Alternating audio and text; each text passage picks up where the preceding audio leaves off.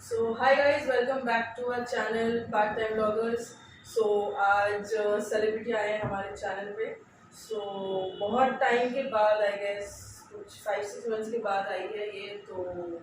ये चैनल में तो पहली बार आ रही हूँ मैं। हाँ ये चैनल इसके पहले वाले चैनल पे तो मुझे बहुत फेम मिल गया, इतना फेम मिल गया कि जाना पड़ा मुझे यहाँ से। सो जैसे आप सब जानते हैं, आपने हमारा पहले वाला ब्लॉग देखा होगा जब ये जा रही थी अपनी कैबिन क्रू की ट्रेनिंग के लिए. सो तब बहुत सारे क्वेश्चंस आए थे, तो आज हमने सोचा है कि उन क्वेश्चंस को थोड़ा सा आंसर किया जाए. तो मैडम आंसर करेंगी. अब हम शुरू करते हैं. What's your story and why you joined cabin? Okay so cabin crew बनना कभी मेरा ड्रीम था ही नहीं। It was my mamma's dream कि जब वो यंग थी उसको बोलते थे लोग कि आप कैबिन क्रू होगा। मुझे इसके पीछे एक स्टोरी है। वो सिंगापुर से आ रही थी एंड उसके हाथ में बहुत बैग्स थे और जो साड़ी पहनी थी वो डिट्टो एयर इंडिया की यूनिफॉर्म जैसी साड़ी थी एंड पीछे से एक अंकल आ रहे थे, मतलब मेरे लिए अंकल है। तो वो अंकल ने मम्मी को देखा और वो अंकल भी थकी तो नहीं बोल सकते, मतलब थोड़े वैसे से थे कि चलो देखता हूँ क्रू होगी तो रेट वेट पे पूछेगा। तो वो आए पीछे से और मम्मा को बोलते कहते हेल्प यू। तो मम्मा ने बोला कि अगर उसको ना बोलो हाँ बोलो क्या करूँ, मेरे हाथ में इतने बैग्स हैं। तो मम्मी ने बोला हाँ श्योर। उसके बाद में वो अंकल पूछते मम्मी को आज आपकी शिफ्ट नहीं है। मम्मी ने बोला इसको लग रहा है कि मैं क्रू हूँ, तो अगर मैं इसको ना बोलूँगी तो मेरी बैग्स छोड़ के चले जाएगा, इसलिए मैं बोले तो नहीं मैं तो अभी ड्यूटी से आ रही हूँ।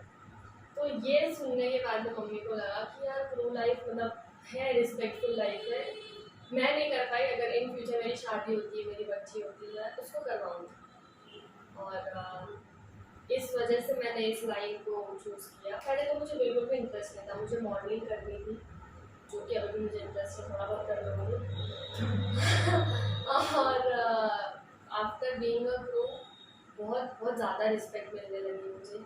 जो लोग मुझसे बात भी नहीं करते थे, जो मुझे पूछते भी नहीं थे, आज वो मुझे दूर से अरे जानवी कैसी है, बिहार आ गई, मतलब बॉम्बे आ गई, मिली नहीं। तो हाँ, ये मम्मा का ड्रीम था और मैंने होपफुली पूरा कर दिया। Second most frequently asked question है कि ट्रेनिंग इंस्टीट्यूट इम्पोर्टेंट है या नहीं.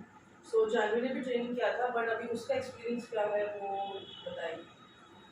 मैं इंस्टीट्यूट का नाम तो नहीं लूँगी, बट द थिंग इज़ कि पैसे एनर्जी और टाइम वेस्ट मत करो इसमें, क्योंकि तुम कोई भी इंस्टीट्यूट में जाओगे they won't guarantee you the job कि तुम वहाँ कैबिन क्रू का होता है ना जॉब लगा देंगे।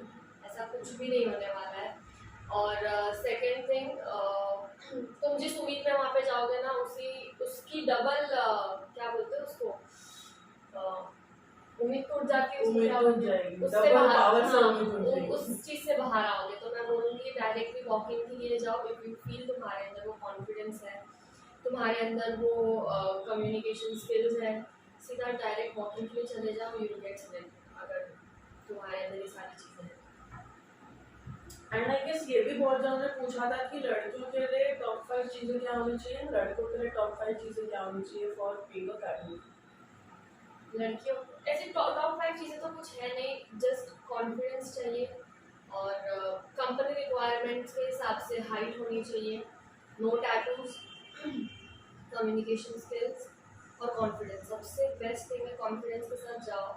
तुम गलत भी जवाब दोगे ना वहाँ पे तो भी वो सिलेक्ट कर लेंगे, बिकॉज तुम्हारा कॉन्फिडेंस लेवल नहीं, तुम किस तरीके से उस चीज़ को अपने आप में ढाल रहे हो। So how did you clear your interview, मतलब आपका एक्सपीरियंस.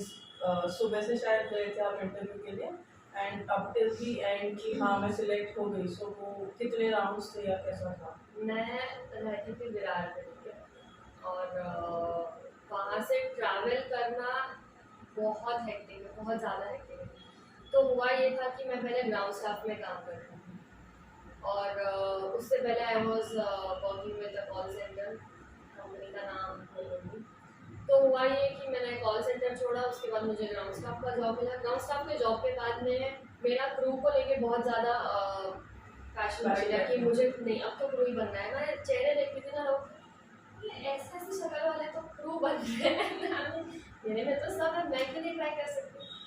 तो मैंने ग्राउंड स्टाफ ज्वाइन करने के बाद में मैंने देखा कि इंटरव्यूज चल रहे हैं तो जाते हैं इंटरव्यूज में देखते हैं। बट द थिंग वाज मेरे को पहले तो मैंने सोच लिया था नहीं करना है, बिकॉज मैं ग्राउंड स्टाफ में इतना कंफर्टेबल हो गई थी, मैं लोगों को इतना पहचानने लगी थी, वहाँ के सीनियर्स, वहाँ के मेरे कलीग सबसे इतना घुल मिल गई थी कि मैंने बोला नहीं अब मैं यहाँ पे कंफर्टेबल तो मैं यही करूँगी।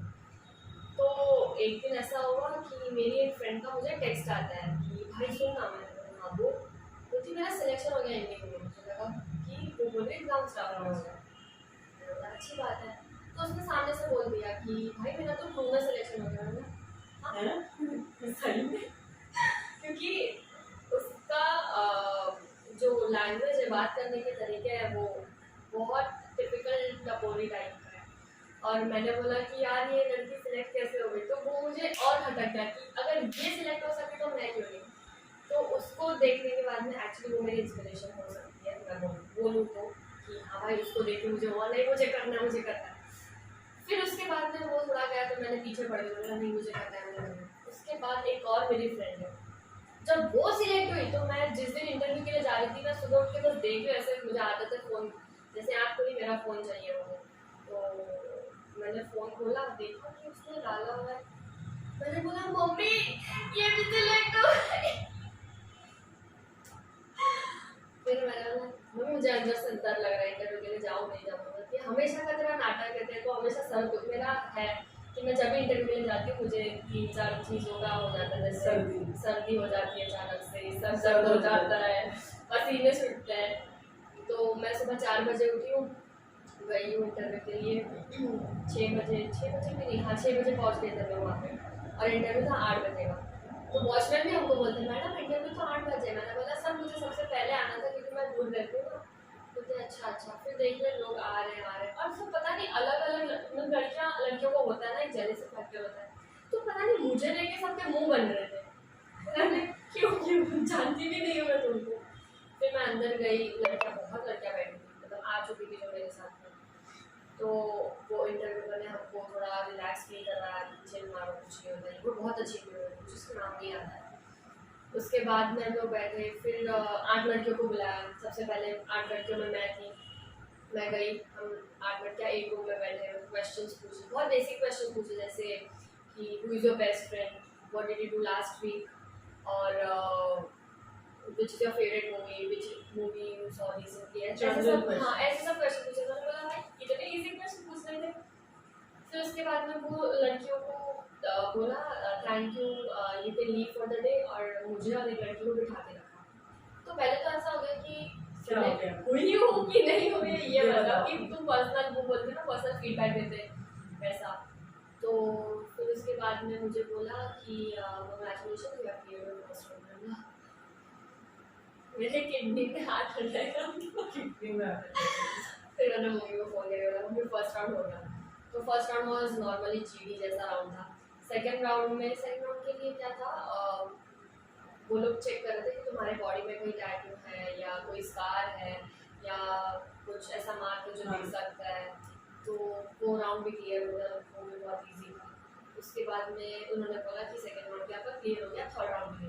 Third round was virtual interview. Virtual में एक एचआर आता है, वो तुमको क्वेश्चन पूछते हैं कि तुम कहाँ रहते हो, क्या है उस प्लेस की खासियत क्या है, what do you like about your place. तो ऐसा नॉर्मल चीज़ था, ये सारा उसने पूछा। उसके बाद में 1 घंटा मुझे वेट करवा, 1 से 1.5 घंटा आई गेस वेट करवा। मुझे लगा मैं नहीं सिलेक्ट हुई, तो मैं उठ के जा रही थी। फिर मैम ने मुझे बोला कहाँ जा रही है, नहीं होना मुझे। किसने बोला तुमने, कौन बोलता है इतना दिमाग लगाती हो। तो फिर उसने बिठा दिया। उसके बाद में एक लास्ट राउंड बचा था। लास्ट राउंड बोलकर भी उन्होंने 2 राउंड एक्स्ट्रा ले लिए, मतलब इन शॉर्ट 5 राउंड तो आराम 5-6 ले लिए राउंड। तो फोर्थ राउंड में हुआ ये कि हम लोग बैठे हैं, एक मैम आई, वो ग्रूमिंग चेक कर रही थी। उन्होंने बोला कि मेरे फेस में बहुत पिंपल आ रहे थे, और उन्होंने बोला कि काम करो कि ये टचअप करके हो फिर से। तो मैं टचअप करने गई, टचअप करके आई। उसके बाद उन्होंने बोला ठीक है बैठ जाओ। उसके बाद वो लोग गए लंच ब्रेक में। हम यहाँ पे सुबह से खाए पिए कुछ नहीं, इनको था उनका लंच ब्रेक, उनको खाना ज़्यादा इम्पोर्टेंट था। हम ऐसे ही बैठे फिर वो आए।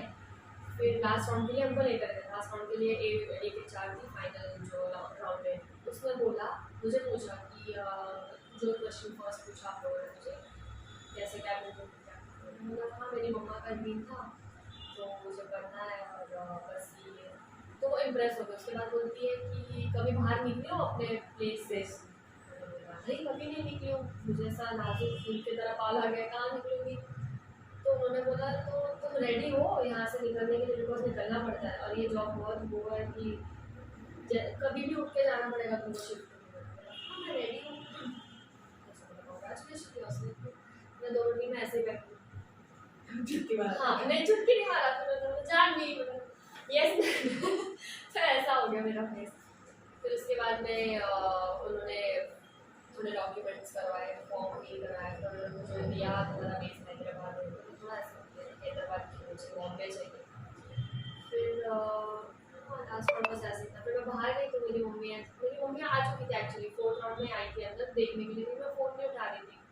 मम्मी आई, मैंने बोला मम्मी अभी बिठा के रखा है तो रुक जरा। फिर मैं बाहर गई, मम्मी तो ऐसा गले मिल रहा है जैसे भारत के लाभ रहा है कितने सालों वो इंडिया पाकिस्तान का डिवाइड होने के बाद में जैसा मिलते ना वैसे तो गले मिल रहा है। फिर मैं सबको फ़ोन बंद किया, फिर घर पे आ गए, खुशी मनाई। पार्टी तो की नहीं हमने अभी तक। पार्टी तो अभी तक नहीं मिली, वो बात अलग है। This is a final boarding call for Flight EI. I tried so hard and got so far.